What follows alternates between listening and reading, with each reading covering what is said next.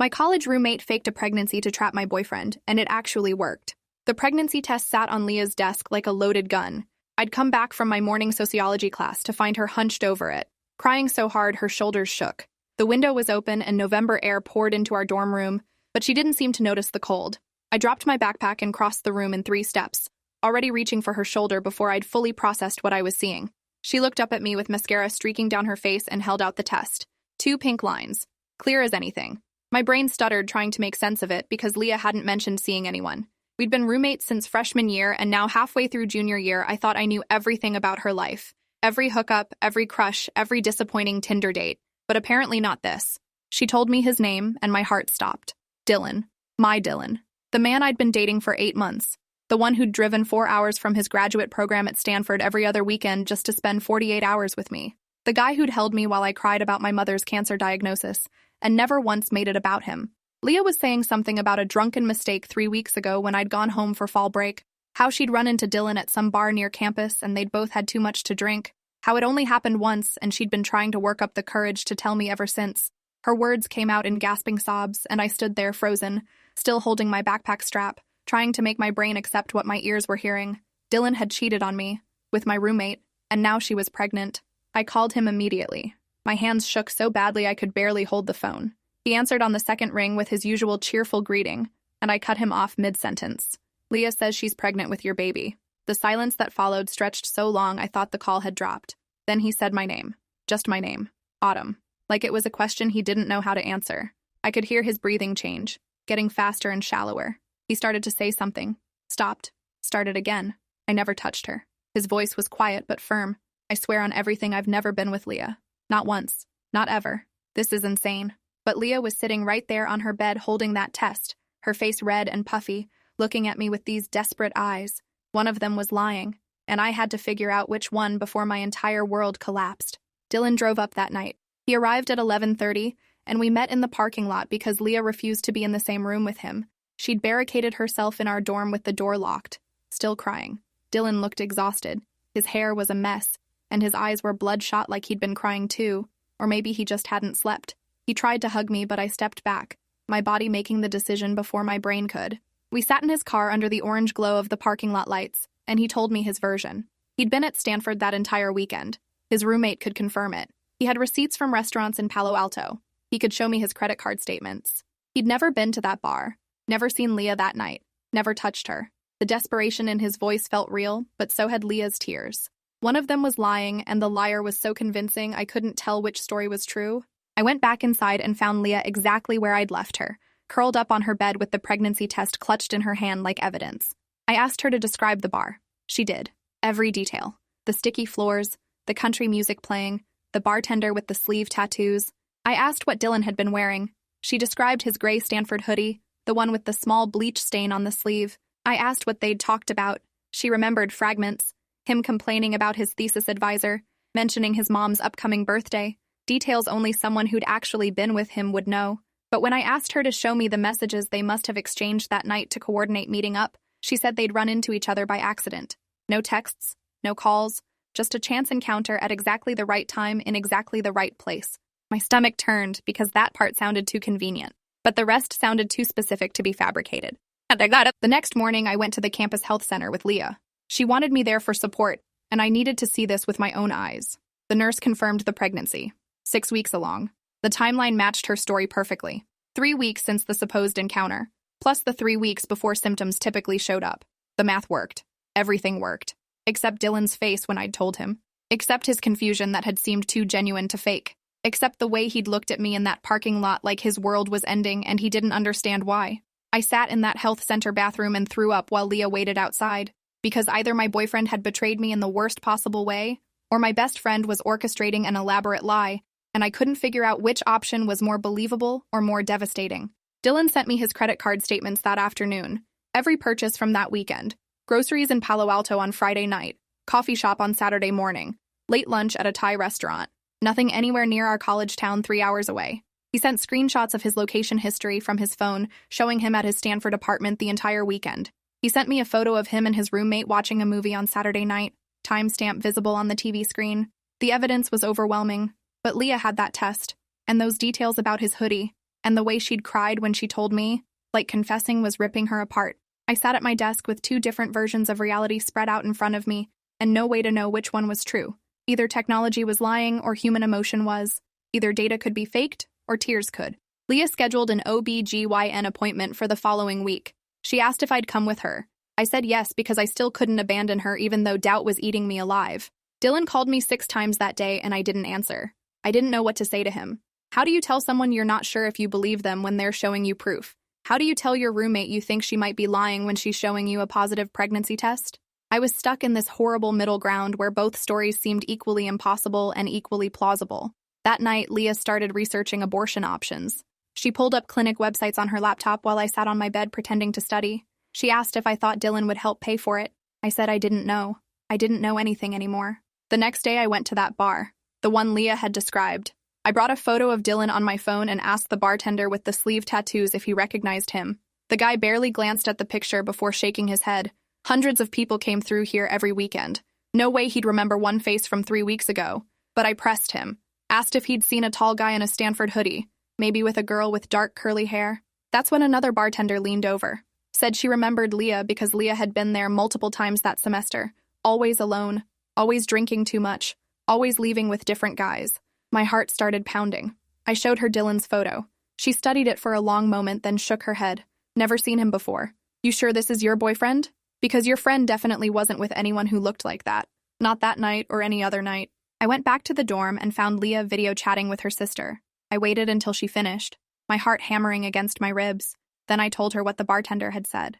I watched her face carefully, watched for any sign of guilt or panic or recognition that she'd been caught. Instead, she just looked confused.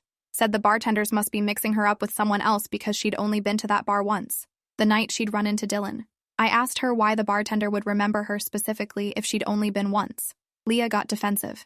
Said maybe the woman was lying. Maybe she had me confused with someone else. Maybe she was covering for Dylan somehow. Her voice rose with each suggestion, and then she was crying again, asking why I was interrogating her instead of supporting her through this nightmare. I backed down because I didn't have proof, just the word of a bartender who might have been mistaken, just this growing feeling in my gut that something was very wrong. Dylan showed up unannounced that Friday. I found him waiting outside my dorm at 7 in the morning, looking like he hadn't slept in days. He handed me a manila folder. Inside were receipts from that weekend. Not just credit card statements, but actual physical receipts he'd driven back to those restaurants to collect. Timestamps, server names, transaction numbers. He'd even gotten the Thai restaurant to print out their security footage from that Saturday. Grainy black and white video of him and his roommate sitting at a corner table, laughing over pad thai. The timestamp read 6:43 p.m., exactly when Leah said they'd been together at that bar 3 hours away. I stared at that footage and something broke open inside me. He couldn't have been in 2 places at once. The math didn't work. The physics didn't work, which meant Leah was lying. But why would she lie about something so huge? What could she possibly gain? I confronted her that afternoon, showed her the security footage on my laptop, told her this proved Dylan had been at Stanford that night, not here with her. I expected her to break down, to confess, to explain. Instead, she went very still, stared at the screen for a long moment. Then she said the baby was still real. The pregnancy test was real. The doctor's appointment was real. So maybe she'd gotten the timeline confused. Maybe it had been a different weekend. Maybe it was the weekend before fall break, not during. She started recalculating out loud, counting back weeks, adjusting her story in real time. My blood ran cold because this was too smooth, too practiced, like she'd prepared for this contingency, like she'd known I might catch her in the timeline lie and had a backup ready. I asked her point blank if she'd ever actually been with Dylan. She looked me in the eyes and said yes, absolutely yes. And the baby was his, no matter what the dates said. That's when I demanded a paternity test. Leah's face went white. She said it was too early. Most places wouldn't do paternity testing until the 2nd trimester. I pulled up my phone and started researching. Found 3 companies that offered non-invasive prenatal paternity testing as early as 7 weeks. All they needed was a blood sample from her and a cheek swab from Dylan. Results in a week. Leah started making excuses. It was too expensive. Insurance wouldn't cover it. Dylan would refuse to cooperate. I cut her off. Dylan would absolutely cooperate. I'd already texted him and he'd agreed immediately. The cost didn't matter. I'd put it on my credit card. We could do it tomorrow. Leah stood up so fast her desk chair rolled backward and hit the wall. She said she needed air, needed to think, needed to process all this pressure I was putting on her. Then she grabbed her jacket and left. And I sat alone in our room, staring at that pregnancy test, still sitting on her desk, and wondering if any of this had ever been real. She didn't come back that night. or the next morning. Her phone went straight to voicemail. I checked with her friends and no one had seen her. Her sister hadn't heard from her. By Sunday afternoon, I was genuinely worried something had happened to her. I filed a missing person report with campus security. They checked her last known locations through her student ID card swipes. The library Friday evening, the dining hall Saturday morning, then nothing, like she'd vanished.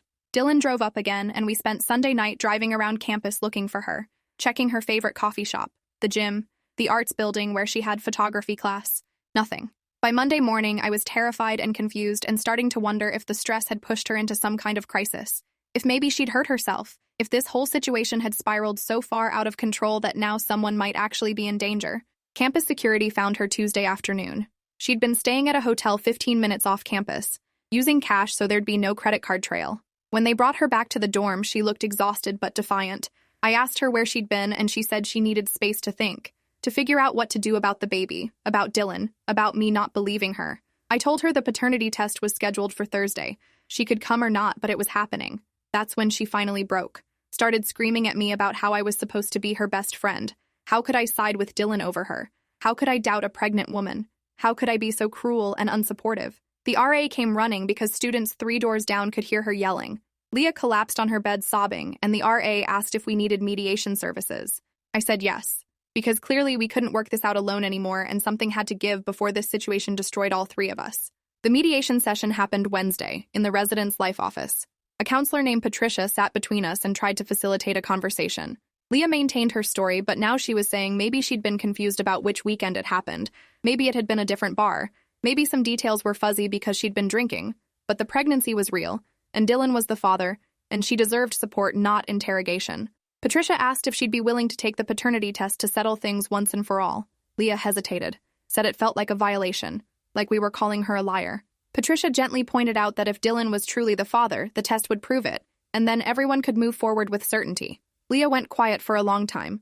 Then she said she'd think about it. She needed to talk to her family first, needed to consider her options. Patricia scheduled a follow-up session for Friday, and we left separately. Leah walking ahead of me like I was a stranger she wanted nothing to do with. That night, I couldn't sleep. I lay in bed staring at the ceiling while Leah pretended to sleep across the room. Every detail kept running through my mind. The bartender saying she'd never seen Dylan. The security footage proving he was at Stanford. Leah's story changing about the timeline.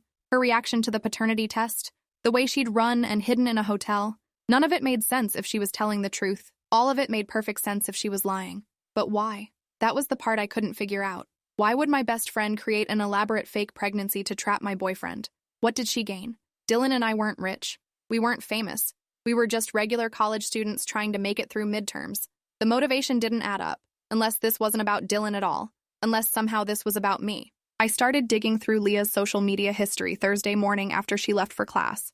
I know it was a violation of privacy, but I needed answers. Her laptop was password protected, but I knew her passwords because we'd shared them freshman year when we were closer. I logged into her Facebook and started scrolling back, looking for any mention of Dylan, any photos, any evidence of interaction. What I found made my stomach turn. Dozens of comments on my posts from the past year. Every photo I'd uploaded of Dylan, Leah had commented, usually something supportive, sometimes something flirty that I'd overlooked at the time.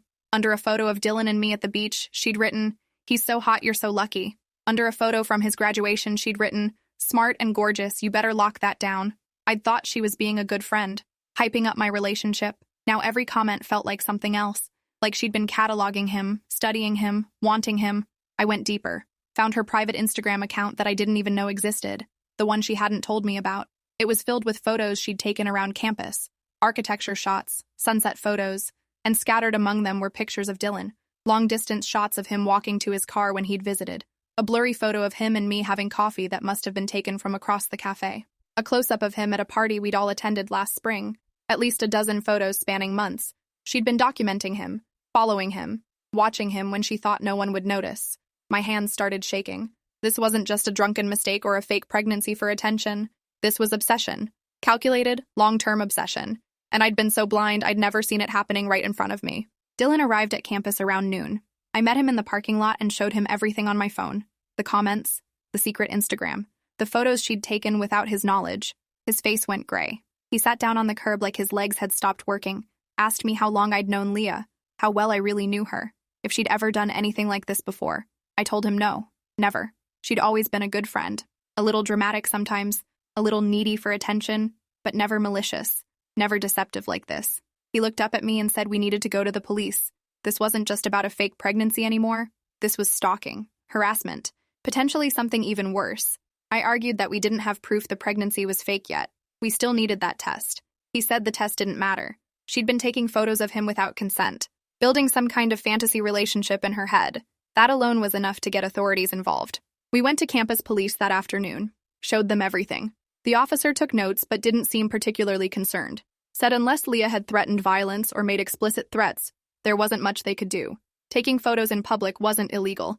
Having a crush wasn't a crime. Making false accusations about paternity was a civil matter, not a criminal one. We could pursue harassment charges, but we'd need more evidence. A pattern of unwanted contact, messages, explicit stalking behavior. The photos alone weren't enough. The officer suggested we get a restraining order if we felt unsafe. Otherwise, his advice was to avoid her and let it play out through the school's mediation process. Dylan asked what happened if she was lying about the pregnancy. The officer shrugged, said that happened more often than people thought. Women using pregnancy to trap men. Usually it fell apart on its own once the man demanded proof. Just give it time. Don't engage. Protect yourselves. The paternity test appointment was scheduled for Thursday at 3. I texted Leah that morning reminding her of the time and location. She didn't respond. I texted again at noon. Nothing. Dylan and I showed up at the clinic at 2:45 and waited. 3 o'clock came and went. 3:15, 3:30. The receptionist asked if we wanted to reschedule. I tried calling Leah. Straight to voicemail. Dylan checked with campus security to make sure she was okay. They said her student ID had been used at the dining hall an hour ago. She was on campus. She was fine. She just wasn't coming. The receptionist said we could do Dylan's cheek swab anyway. That way, when Leah eventually agreed to the blood draw, they could process everything quickly. Dylan agreed, signed the consent forms, gave his DNA sample. The whole time, I kept checking my phone, waiting for Leah to text back with some explanation. She never did.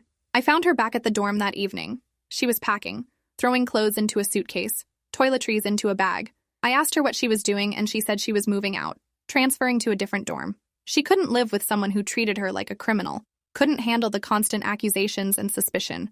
I told her all she had to do was take the paternity test, and this whole nightmare would be over. One way or another, we'd have answers. She spun around, and the look on her face was pure rage. Said I'd already decided she was lying. The test wouldn't change anything. I'd already chosen Dylan over her. Already betrayed their friendship. Already proven I was exactly like every other woman who blamed and attacked other women instead of holding men accountable for their actions. The words came out like rehearsed talking points, like she'd prepared this speech, like she'd known this moment was coming. She left that night, moved into a different residence hall across campus. I helped her carry boxes even though every cell in my body wanted to scream at her to just tell the truth, to stop this insanity, to explain what she was trying to accomplish. But I kept quiet because some part of me still hoped this was a misunderstanding. Still hoped she'd come to her senses. Still hoped our 3-year friendship meant something and hadn't been built on lies and obsession. Dylan stayed over that night on the couch in the common area because I was too shaken to be alone. We didn't talk much, just sat together watching bad TV until we both fell asleep. In the morning, he had to drive back to Stanford for classes. He kissed me goodbye and said whatever happened next, we'd get through it together. I wanted to believe him, but I couldn't shake the feeling that Leah wasn't done, that this was just the beginning of something much worse. The story broke on social media Monday morning. Leah had posted a long Facebook status about being abandoned by her best friend during a crisis pregnancy. She didn't use my name, but anyone who knew us would recognize the details. She described moving out because her roommate had sided with the baby's father instead of supporting her. Talked about the emotional trauma of being called a liar when she was at her most vulnerable. Mentioned considering dropping out of school because the stress was too much. Within hours, the post had been shared 40 times. Comments poured in from people I barely knew. Women sharing their own stories of not being believed. Men accusing Dylan of being a deadbeat. Mutual friends taking sides. My phone exploded with messages from people asking if it was true. If I'd really abandoned a pregnant friend. If I was dating someone who'd gotten another girl pregnant and refused to take responsibility. I tried to defend myself, but every response made things worse. Made me look defensive and cruel.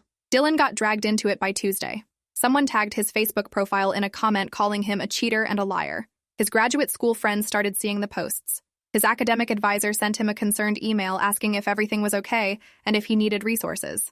His mother called crying, asking if he'd gotten someone pregnant. The story had spread beyond our campus, beyond our friend group. It was taking on a life of its own. Dylan posted his own statement, denied the allegations, said he'd never been intimate with Leah and had evidence to prove it. Within minutes, the comments section exploded with people calling him a gaslighter, saying evidence could be faked, saying this was exactly what abusive men did when caught. The court of public opinion had already decided he was guilty, and nothing he said would change their minds. He deleted the post after an hour, but the damage was done. Screenshots had been taken. The narrative was set. I went to find Leah Wednesday afternoon at her new dorm. She was in the common area with 3 other girls I didn't recognize. They all looked at me like I was toxic, like I was the villain in this story. Leah stood up and crossed her arms, asked what I wanted. I told her she needed to stop, needed to take down the posts, needed to take the paternity test or admit the truth. She said she'd already told the truth and no one believed her. Why should she take a test when it wouldn't change anything? People like me would always find a way to discredit women, to protect men, to maintain the patriarchy. I stared at her using feminist language to justify lying about rape and pregnancy and stalking, and something inside me snapped. I pulled out my phone and showed her the screenshots of her secret Instagram, the photos she'd taken of Dylan without his knowledge, asked her to explain those to her new friends, to explain why she'd been following him around campus for months, documenting his movements like a stalker. The 3 girls leaned in to look. Leah's face went red. She grabbed for my phone, but I pulled it back. One of the girls asked Leah if it was true, if she'd really been taking photos of someone's boyfriend without permission. Leah stammered out an explanation about how she liked photography, and Dylan just happened to be in some of her shots. It wasn't stalking. It was art. The girl didn't look convinced. Neither did the others. I left before Leah could spin another story and walked back to my dorm feeling sick. This wasn't going to end with truth or justice. This was going to end with everyone losing, reputations destroyed, friendships ruined, and Leah would keep playing victim no matter what evidence emerged because she'd invested too much in this lie to back down now. I called Dylan that night and we talked for 2 hours about what to do next. Neither of us had good answers. We were stuck in a nightmare with no exit. The counseling center called me Thursday morning, said Leah had filed a complaint against me for harassment and emotional abuse, said I'd been pressuring her to have an abortion, spreading rumors about her on social media, threatening her, creating a hostile environment that was affecting her mental health and academic performance.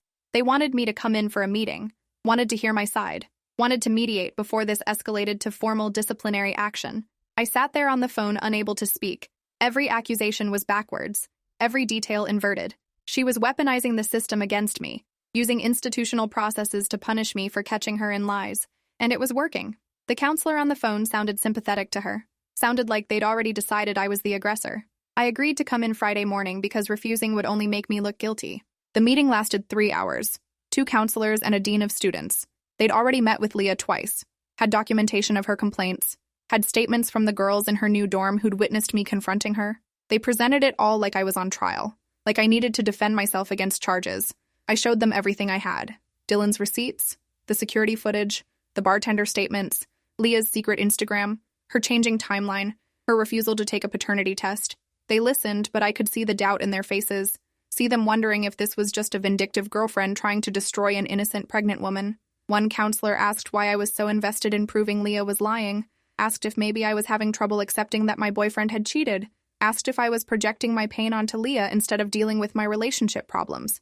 I wanted to scream, wanted to flip the table, wanted to make them see what was happening. Instead, I sat there and calmly explained again that Dylan had never touched Leah, that this was an obsessive lie designed to break us up, that I had proof. They said they'd review everything and get back to me. Dylan hired a lawyer Friday afternoon, a family friend who practiced civil law in San Francisco. She reviewed all our evidence and said we had a strong case for defamation and harassment, could potentially sue Leah for damages, but the process would be long and expensive and public. Everything would come out. Every detail would be scrutinized. The lawyer could send Leah a cease and desist letter, demand she retract her statements and stop spreading false allegations. If she refused, we could proceed with legal action. But the lawyer warned that even if we won, we might lose.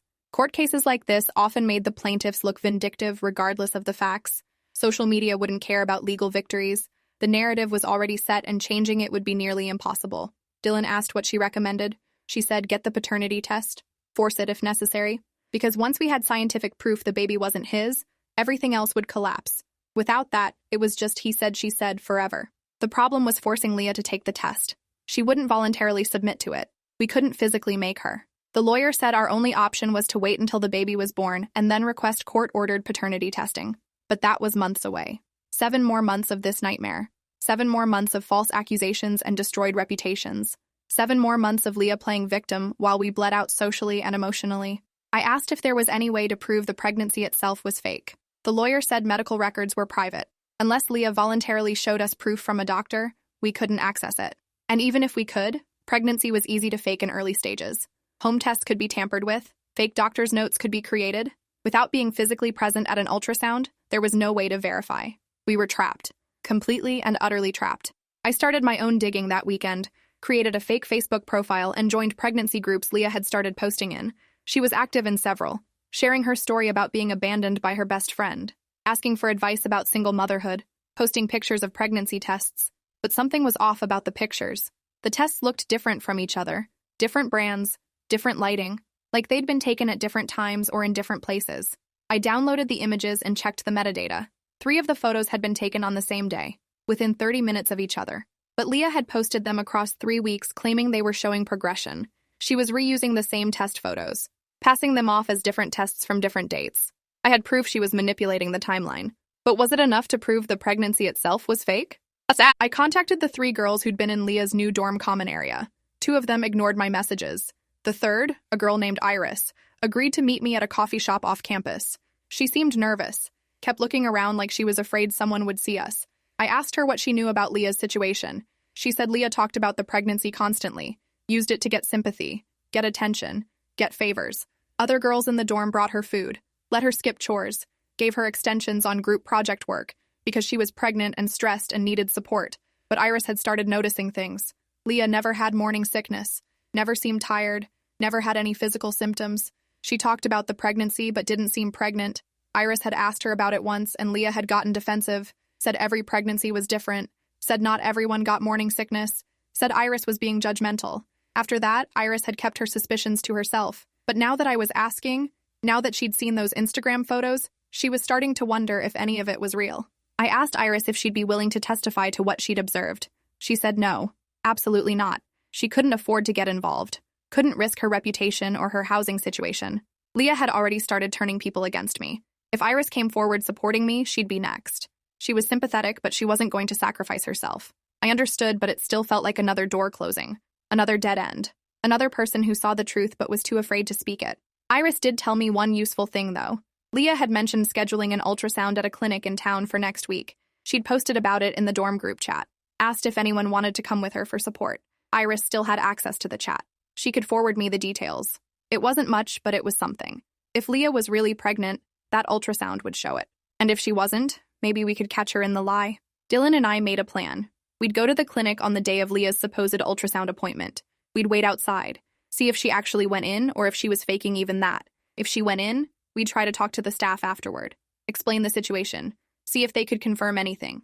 It was desperate and probably illegal and definitely an invasion of privacy. But we were out of options. The lawyer's cease and desist letter had been sent and ignored. The school's mediation process was going nowhere. Social media was still destroying us. We needed proof. Hard, undeniable proof that even Leah couldn't spin or manipulate. The ultrasound felt like our last chance. If she was lying about being pregnant, she'd have to maintain that lie through a medical appointment with actual doctors. That had to be harder to fake than a home pregnancy test.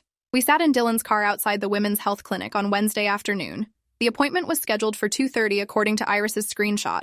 Leah showed up at 2:15. She was alone. No support person despite asking for one in the group chat. She went inside and we waited. 20 minutes passed. 30, 45.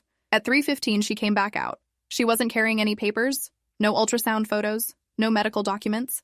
She walked to her car and sat there for a few minutes on her phone. Then she drove away. We waited another 10 minutes, then went inside. I approached the reception desk and asked if they could confirm whether Leah had been a patient today. The receptionist said they couldn't give out that information due to HIPAA. I explained the situation as vaguely as possible. Said we suspected someone was faking a pregnancy. Said we just needed to know if she'd actually been seen. The receptionist looked sympathetic but shook her head. She literally couldn't tell us anything, not even whether someone had checked in. We left with nothing. No proof either way. Just more uncertainty. That night, Leah posted on Facebook about her ultrasound. Said the baby was healthy. Said she'd heard the heartbeat for the first time. Said it made everything real in a way it hadn't been before. Posted a generic ultrasound image that definitely wasn't personalized. No name, no date, no identifying information. Just a grainy black and white blob that could have come from anywhere. Comments poured in with congratulations and support. I reverse image searched the photo. Found it on 4 different pregnancy websites. It was a stock image. She'd literally grabbed it off Google and claimed it was her ultrasound. I had proof now. Undeniable proof that she was lying. I screenshot everything, saved all the evidence, sent it to Dylan. He forwarded it to the lawyer. The lawyer said it was good but still not conclusive. Leah could claim she'd posted a different ultrasound photo for privacy reasons, could say she didn't want her actual medical images online. We needed more. We needed someone from the clinic to break HIPAA and confirm she hadn't been seen, or we needed to catch her admitting the lie on recording. Neither seemed possible. Dylan came up with an idea Thursday morning. He'd confront Leah directly, wear a wire, record the conversation, get her to admit the truth or at least say something incriminating. The lawyer said it was risky. If Leah found out she was being recorded without consent, she could file charges depending on state laws. But Dylan was desperate. We both were. He contacted Leah through Instagram DM, said he wanted to talk privately, wanted to work something out without lawyers and drama, wanted to discuss what came next if the baby was really his. Leah agreed to meet him Friday evening at a neutral location on campus, the campus quad near the library, public enough to feel safe but quiet enough to have a real conversation. Dylan bought a small recording device, the kind journalists use, clipped it inside his jacket pocket. We tested it a dozen times to make sure it would pick up voices clearly. This felt like our last shot. If he couldn't get her to crack, we were done. I waited in the library Friday evening, found a spot near the window where I could see the quad but wouldn't be visible to them. Dylan texted me when he arrived, told me to stay hidden no matter what happened. Leah showed up 10 minutes late. I watched her walk across the grass toward him. She looked smaller than I remembered, vulnerable, like she was approaching a threat instead of someone trying to help. They talked for a few minutes. I couldn't hear anything from inside, but I could see their body language. Leah kept her arms crossed. Dylan kept his hands in his pockets, one presumably holding the recording device. The conversation seemed calm at first. Then Leah started gesturing more, getting animated. Dylan stepped back. Leah followed. They were arguing now. I pressed closer to the window trying to understand what was happening. Leah suddenly shoved Dylan. He stumbled backward. Students started looking over. A few people pulled out phones. Leah shoved him again and started yelling something I couldn't hear. Dylan held up his hands trying to calm her down. That's when she slapped him, hard, across the face. The crack of it carried across the quad. Multiple people were recording now. Campus security arrived within minutes. Someone must have called them. 2 officers separated Dylan and Leah, started asking questions. I ran outside, my heart pounding. Got there just as Leah was telling the officers that Dylan had threatened her, had tried to intimidate her into getting an abortion, had grabbed her arm when she tried to walk away. Complete lies. The exact opposite of what I'd just witnessed. But she was crying hysterically, and Dylan's face was red from the slap, and the officers were looking at him like he was the aggressor. I tried to intervene, tried to explain what I'd seen. One officer told me to step back, asked if I'd witnessed the entire interaction. I said no, only the end. He said then I couldn't corroborate either version. They needed to take both Dylan and Leah to the security office for statements. Potential assault charges would be filed depending on what the witnesses said. I watched them lead Dylan away and felt everything collapsing. This had been a trap. Leah had planned this, had known he'd be recording and had staged a scene to make herself look like the victim again. The recording was useless.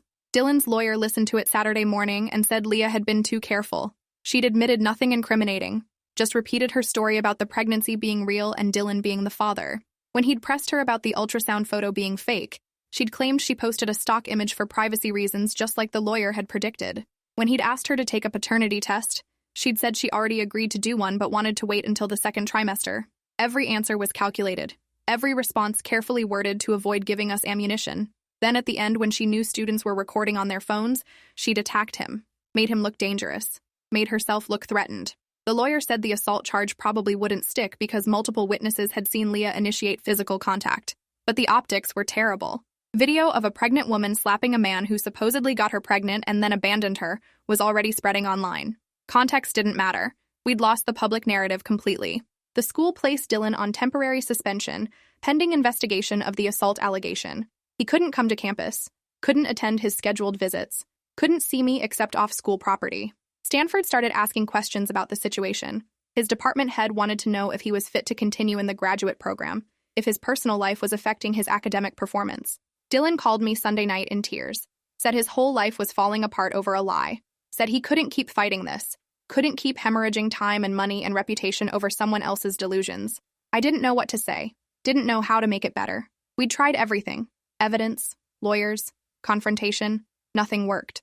Leah was too committed to the lie, too willing to manipulate and deceive, too protected by the benefit of doubt that society gave to pregnant women. We couldn't win, not unless we could prove definitively that she wasn't pregnant, and we'd already tried and failed at that too. Iris called me Monday morning, Said she had to tell me something, but I couldn't say where the information came from. I agreed. She said Leah had slipped up in the dorm last night, had been showing off a baby registry she'd created online, talking about nursery themes and baby clothes. One of the girls had asked if she'd found out the gender yet. Leah had said not yet, maybe in a few more weeks. But then she'd mentioned wanting to decorate with pink, had started talking about girl names. When someone pointed out she didn't know the gender yet, Leah had gotten flustered, said she just had a feeling it was a girl. That mother's intuition told her. But the slip had been enough. Iris and a few others were starting to seriously question if Leah was actually pregnant or just living out some fantasy. Iris asked if there was any way to prove it definitively. I said we'd been trying for weeks and had nothing concrete. She said to keep trying because people were starting to notice the inconsistencies.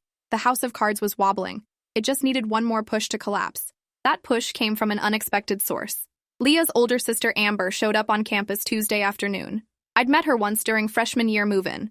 She found me in the library and asked if we could talk somewhere private. We went to an empty study room and she shut the door, said she'd been following everything on social media, had seen Leah's posts, had watched the situation spiral, and she knew her sister was lying, not suspected, knew.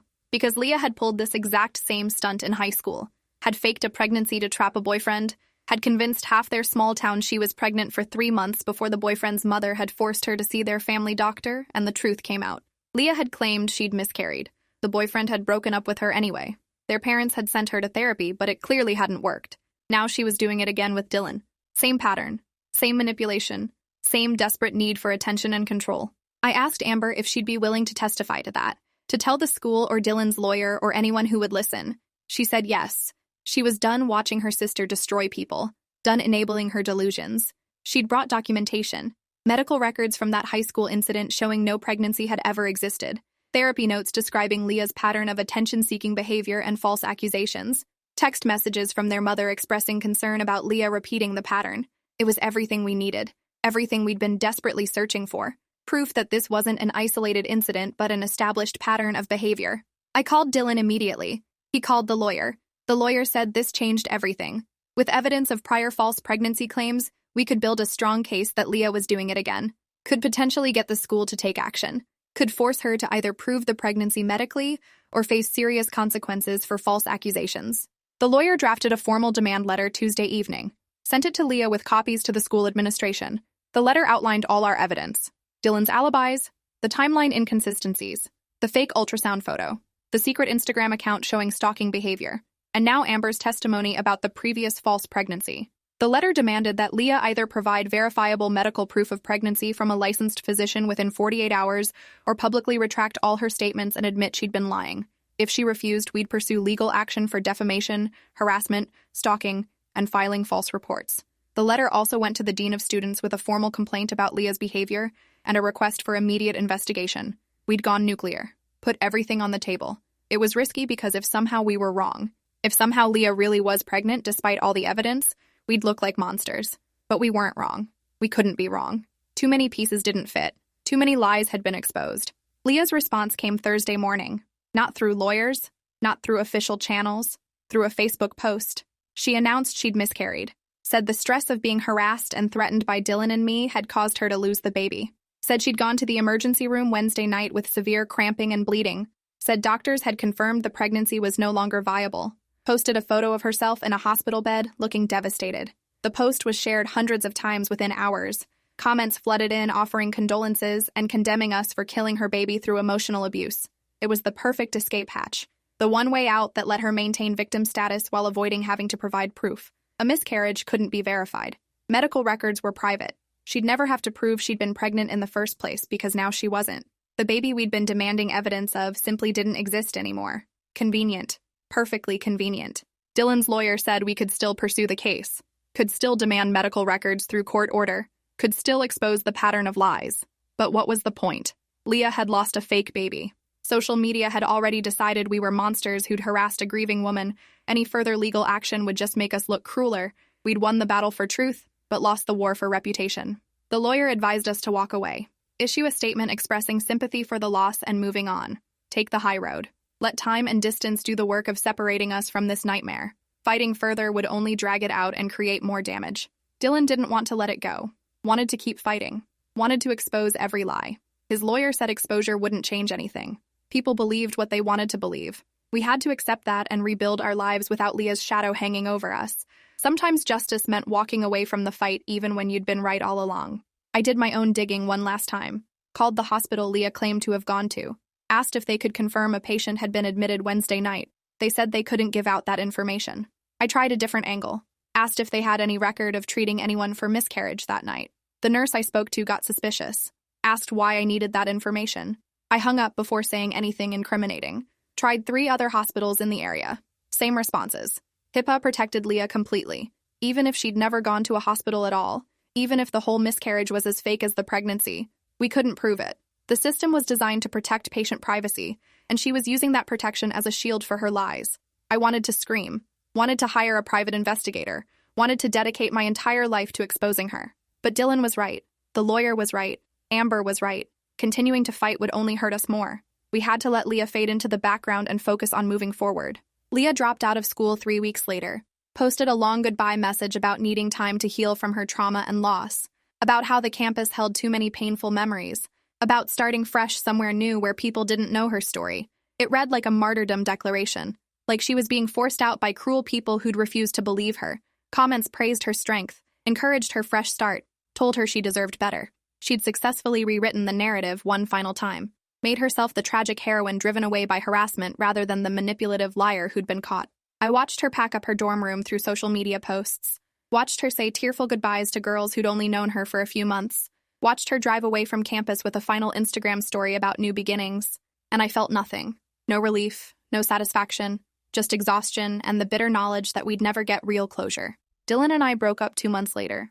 Not because we didn't love each other, not because we blamed each other, but because we couldn't look at each other without remembering. Every conversation eventually circled back to Leah.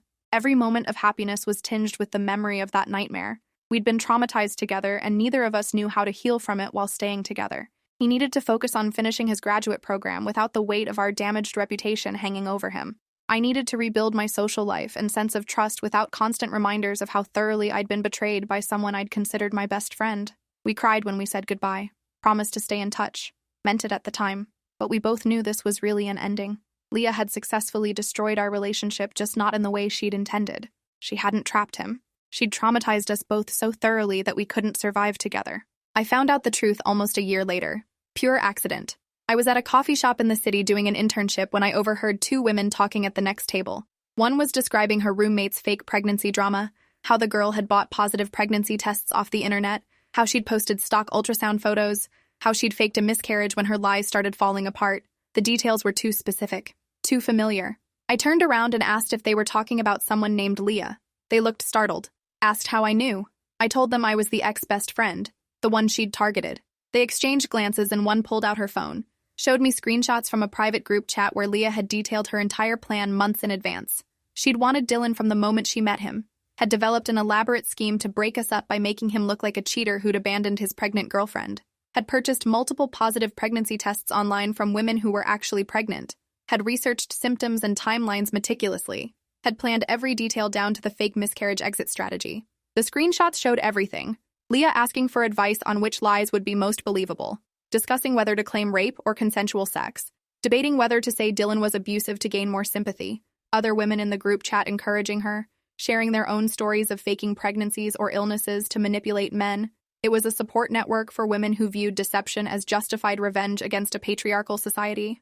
They saw nothing wrong with destroying men's lives through false accusations because men had historically gotten away with worse. The mental gymnastics required to justify that worldview was staggering. These women genuinely believed they were the victims even while actively victimizing others. The screenshots made me physically ill, not just because they proved Leah had been lying from day one, but because they showed the depth of her malice. This hadn't been a moment of poor judgment or desperate attention-seeking. This had been calculated cruelty with a support network cheering her on.